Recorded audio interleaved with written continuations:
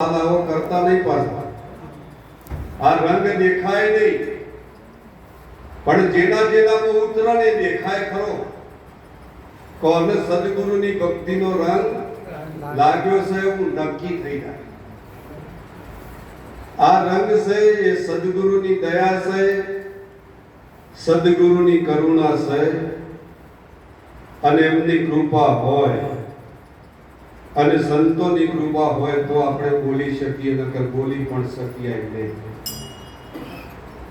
આજે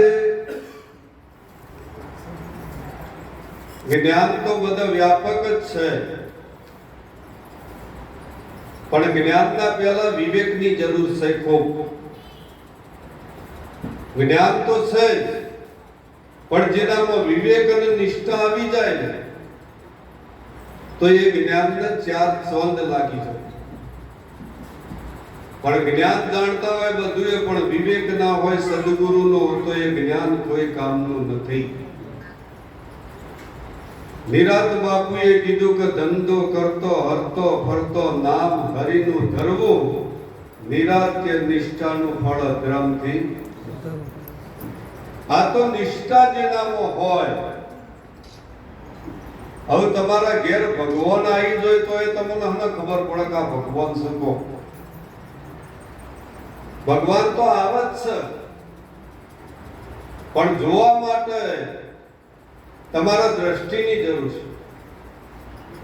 જેના પાસે સદગુરુની દ્રષ્ટિ નથી એ પરમાત્માને ક્યારે બી ઓળખી શકતો નથી. સદગુરુ કોઈ વ્યક્તિ નથી, કોઈ આકારમાં નથી, પણ એ તો આદ અનાદિ કાળથી જેમનું તેમ આ પદ છે. અને આ પદ એ આદ અનાદિ કાળનું છે, આજનું નથી, અને એ જ્ઞાન સ્વરૂપ જ છે. એ શું છે? જ્ઞાન સ્વરૂપ છે. તો આવી કળા આપણે સદગુરુ દ્વારા આપણાને મળે છે, અને આપણે ભાગ્યશાળી છીએ.